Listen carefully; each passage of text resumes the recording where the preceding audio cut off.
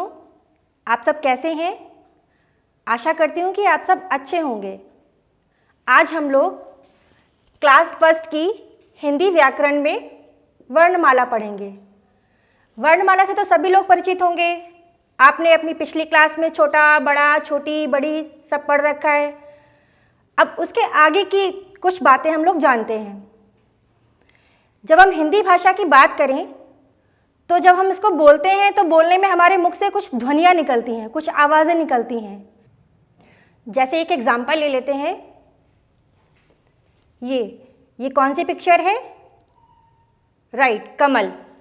तो इसको हमें बोलने के लिए किन किन ध्वनियों को मिक्स करना पड़ेगा? क, म, ल। क, म, ल, और तब जाकर ये बनेगा कमल।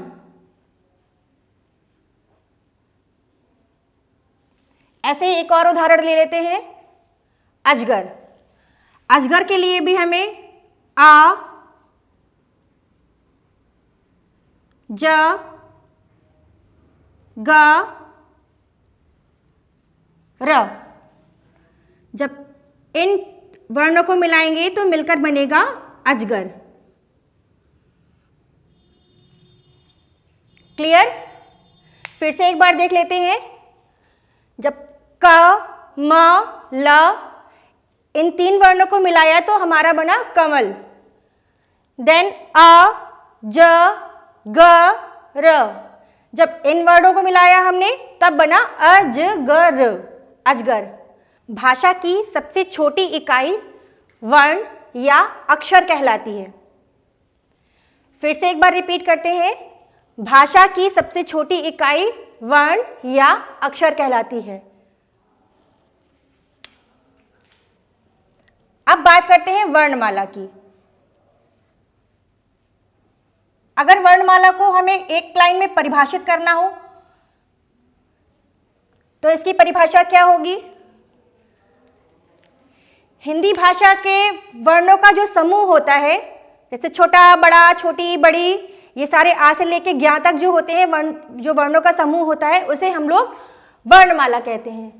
और इसको हम लोग दो भागों में बांट सकते हैं। वर्णमाला को कितने भागों में बांट सकते हैं? दो भागों में। कौन कौन से? नंबर 1 है आपका स्वर एंड नंबर 2 व्यंजन। क्लियर?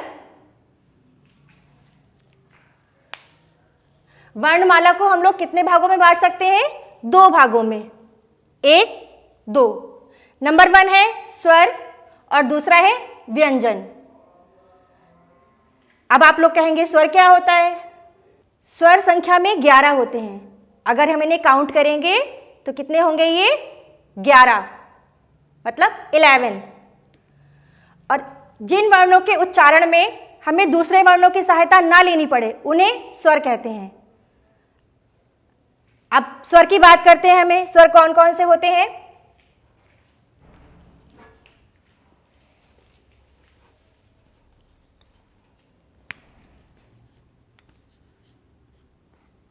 छोटा आ, बड़ा आ, छोटी ई, बड़ी ई, छोटा ऊ, बड़ा ऊ, री, ए, आए,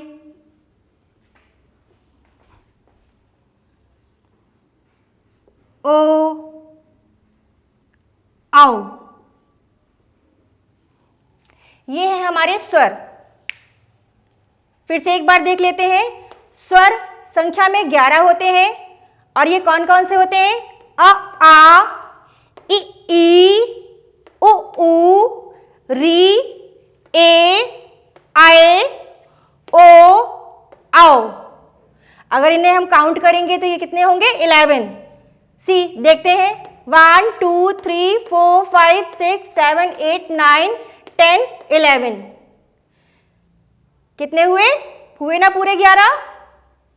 अब इसके आगे जो दो अक्षर आते हैं अंग और आहा, उन्हें हम दूसरे नाम से जानते हैं। अब आप पूछेंगे कि मैम उन्हें क्या कहते हैं? तो उन्हें हम कहते हैं अयोगवाह। क्या कहते हैं?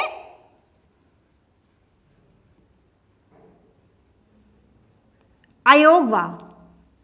ये अयोगवाह जो होते हैं कौन कौन से होते हैं? अंग और आहा। क्लियर? अब हम बात करते हैं व्यंजन की।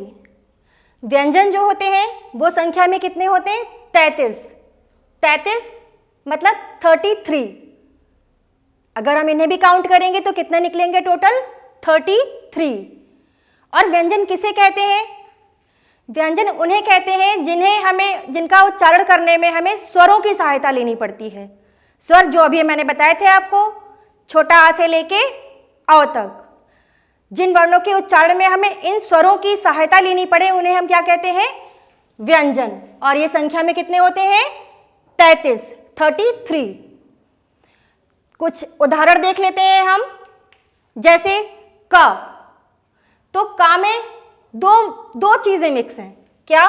एक तो क, और का को बोलने के लिए हमने आ, का। देखिए निकल रहे ना का, तो का के साथ क्या निकल रहा है? आ भी। ऐसे ही प, तो पा के साथ क्या निकल रहा है? प धन आ। ये आ हमारा स्वर हुआ ना, और ये का और पा क्या है? व्यंजन। तो व्यंजनों को बोलने में हमें स्वर की सहायता लेनी पड़ रही है कि नहीं लेनी पड़ रही है? लेनी पड़ रही है। नेक्स्ट है टो। तो टो को बोलने के लिए हमें ट प्लस ओ, मतलब टा के साथ हमने ओ की सहायता ली, तो ओ हमारा क्या हुआ? स्वर। अगला है कु, तो का के साथ क्या होगा? उ। आइए अब देखते हैं व्यंजन कौन कौन से होते हैं। व्यंजन क, ख, ग, घ, अंग, च, छ, ज, झ, इया, ट, ठ, ड, ढ, ळ, त, थ, द, ध, न, प, फ, ब, भ, म, य, र, ल, व, श, ख, स, ह। मतलब का से लेकर हा तक हमारे सारे वर्ण व्यंजन में आते हैं। अब आप कहेंगे मैम और जो वर्ण बचे वो किस में आते हैं? तो उन्हें हम लोग कहते हैं संयुक्त व्यंजन। क्या कहते हैं? उन्हें हम लोग कहते हैं संयुक्त व्यंजन। संयुक्त व्यंजन जैसा कि नाम से ही पता चल रहा है, संयुक्त मतलब जुड़ा हुआ, साथ में क्या जुड़ा है? व्यंजन। तो दो व्यंजनों के योग से जो बनते हैं वो हमारे क्या कहलाते हैं? संयुक्त व्यंजन। व्यंजन तो अभी समझ में आ गए आपको ना, ये व्यंजन हुए। तो इन व्यंजनों को अगर दो व्यंजनों को मिलाएंगे हम लोग तो कौन कौन से व्यंजन तैयार होते हैं? श। तो श जो है वो क और श इनके योग से बनता है। त्र, त्र जो है त और रा, इनको अगर मिला दें तो त्र बनता है। ज्ञा, ज्ञा जा और इया, इनको मिलाकर ज्ञा बनता है। अगला है श्र, तो श्र जो है श और रा, इनको मिला के श्र बनता है। आइए एक बार फिर से देख लेते हैं। व्यंजन हमारे 33 होते हैं जो कि का से लेकर के ह तक होते हैं, और संयुक्त व्यंजन हमारे कितने होते हैं? ये संख्या में 4 होते हैं। कितने होते हैं? 4। मतलब इन्हें अगर काउंट करेंगे तो कितने निकलेंगे? 4, मतलब 4। कौन कौन से? क्ष, त्र, ज्ञा एंड श्र। अनुस्वार, स्वर के ऊपर लगाए जाने वाले बिंदु को अनुस्वार कहते हैं। जैसे एग्जाम्पल ले लेते हैं हम लोग।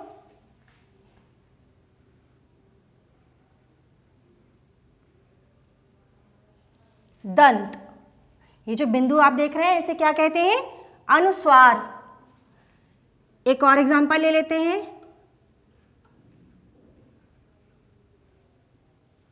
शंख। तो ये जो छोटे छोटे से आप बिंदु देख रहे हैं इन्हें क्या बोलते हैं? अनुस्वार। एक बार फिर से रिपीट करते हैं। स्वर के ऊपर लगाए जाने वाले बिंदु को अनुस्वार कहते हैं, जैसे दंत, शंख आदि। अगला है विसर्ग। विसर्ग किसे कहते हैं? स्वर के बाद लगाए जाने वाले बिंदु, इस तरह के बिंदु विसर्ग कहलाते हैं। जैसे फॉर एग्जाम्पल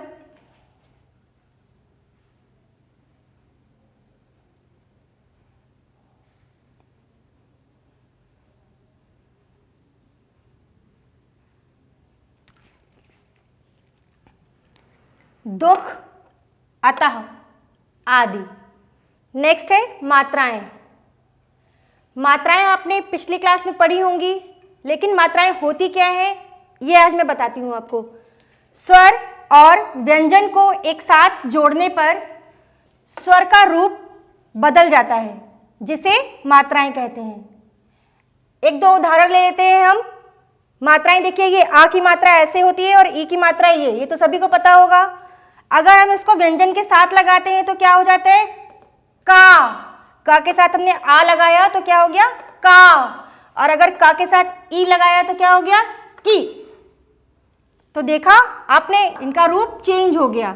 ये क से का हो गया और ये क से की हो गया, अगर इसके साथ हमने स्वर की मात्राएं ऐड कर दी। तो अभी तक हम लोगों ने क्या क्या पढ़ा? स्वर, व्यंजन, अयोगवा और ध्वनि के बारे में। तो एक बार फिर से रिवाइज कर लेते हैं। भाषा की सबसे छोटी इकाई क्या होती है? ध्वनि। और स्वर संख्या में कितने होते हैं? 11। व्यंजनों की संख्या कितनी होती है? 33। और अयोगवा कितने होते हैं? 2, अंग और आहा। और संयुक्त व्यंजन की बात करें, संयुक्त व्यंजन कितने बताए मैंने? 4। मुझे उम्मीद है कि वर्णमाला समझ में आ गई होगी। अब इसके आगे का टॉपिक हम लोग नेक्स्ट वीडियो में पढ़ेंगे। तब तक आप इसका रिवीजन करिए, इसको अच्छे से प्रिपेयर करिए। Thank you.